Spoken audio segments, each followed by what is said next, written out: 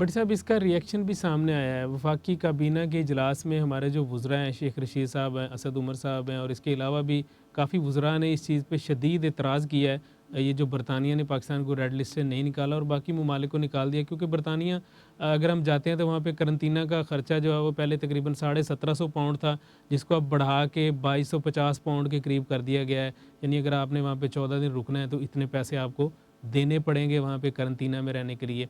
तो इस चीज़ पे बड़ा शदीद रिएक्शन आया और नाराज़गी का एतराज़ किया है, इज़हार किया है। इस जिसका सबूत यह है कि कल 9 सितंबर को एक चार्टर्ड तैयारे ने बरतानिया के एक चार्टर्ड तैयारे ने 9 सितंबर को लैंडिंग की इजाज़त चाही, जिसको मना कर दिया गया कि आप यहाँ पे लैंड नहीं हो सकते। ये हिस्ट्री में पहली बार हुआ है, तारीख़ में पहली बार हुआ है कि किसी ने कि बरतानिया के सामने ऐसा जुर्रतमंदाना फ़ैसला किया हो या ऐसी जुर्रतमंदाना बात की हो कि हम आपके जहाज़ को लैंड करने की इजाज़त नहीं दे सकते।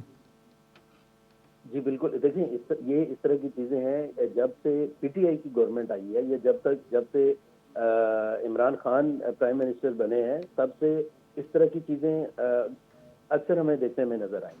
आप देखें कि जब इंडिया के साथ हमारी टेंशन थी, 2019 के अंदर बॉर्डर के ऊपर काफ़ी ज़्यादा टेंशन क्रिएट हो गई कि जब हमने 2 हथियारे भी गिरा के उनको चाय का कप भी पिला के भेजा उनको।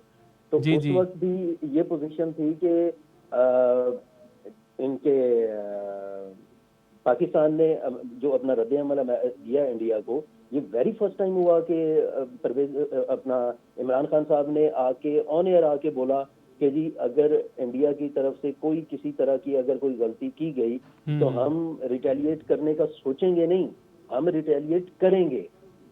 ये छोटी चीज़ नहीं है कि एक मुल्क का प्राइम मिनिस्टर ऑन एयर आके पब्लिकली इस तरह की स्टेटमेंट दे रहा हो, ये कोई छोटी चीज़ नहीं। हुँ। उसी वक़्त इंडिया की नींदें उड़ गई थीं। इसी तरह उसके बाद जो एब्सोल्यूटली नॉट वाली बात आई, वो भी इसी तरह आई कि एक स्ट्रेट फॉरवर्ड इनकार गया। बिल्कुल। और इस तरह के जो बोल्ड डिसीजन आ रहे हैं, जिस तरह अभी भी ये चार्टर्ड तैयारे को अगर को रोकने की बात की जा रही है, हुँ। अभी देखें, इससे पहले पाकिस्तान ने कई बार ये हुआ कि पाकिस्तान ने उनको बरतानिया को अपने मरासले भेजे, अपने सफारती तल्लुकात के थ्रू उनको राज़ी करने की कोशिश की, उनसे हुँ। रीज़न्स तक पूछने की कोशिश की कि जी, आप हमें कोई ऐसी गुड रीज़न बता दें कि जिस वजह से आपने पाकिस्तान को रेड लिस्ट में रखा हुआ है, बाकी किसी कंट्री को नहीं रखा गया। हुँ, हुँ। लेकिन ये अभी उसके अगले मराहिल है ना, कि जो अभी किए जाएंगे पाकिस्तान की तरफ से, कि अभी अगर चार्टर्ड तैयारे को इजाज़त नहीं मिलेगी, तो ऑब्वियसली बरतानिया को भी पता चल जाएगा कि जी ठीक है जी, अभी वो पहले वाली पोजीशन नहीं है, अभी हमें आगे से मज़ाहमत उठानी पड़ती है, और अब वो नहीं है कि हम लोग अपनी मर्ज़ी से जो तय करके बैठे हुए हैं वो उसी तरह हो जाएगा। अभी हमें आगे से इनकार का जवाब भी मिल सकता है। बिल्कुल भट्टी साहब, वक्त अपने आप को दोहराता है। कभी हमसे मदद मांगने वाले आज आज हमसे वो जो मदद मांग रहे हैं, कभी वो कहते थे जी हम आपकी मदद कर रहे हैं, हम आपको बड़ा सपोर्ट कर रहे हैं, हम आपको बड़े पैसे दे रहे हैं, बड़े डॉलर दे रहे हैं। लेकिन ये जब इनखला हुआ तो ये पूरी दुनिया ने देखा कि कैसे पाकिस्तान ने ये जो उनकी अफवाज थी, फौजी थे उनके, या जो भी उनका अमला था, उनको कैसे सेफली इस्लामाबाद तक लाया गया और उसके बाद यहाँ से उनको निकाला गया। और वो कैसे रहम तलब नज़रों से हम पाकिस्तान की तरफ देख रहे थे।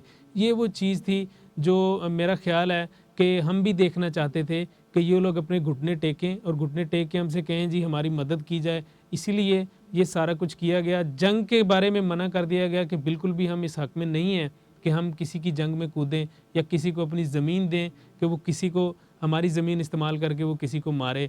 लेकिन ये सब कुछ हमने देखा, बल्कि पूरी दुनिया ने देखा कि जो सुपर पावर थी उसका क्या हाल हुआ और वो कैसे अफ़गानिस्तान को छोड़ के भाग गए।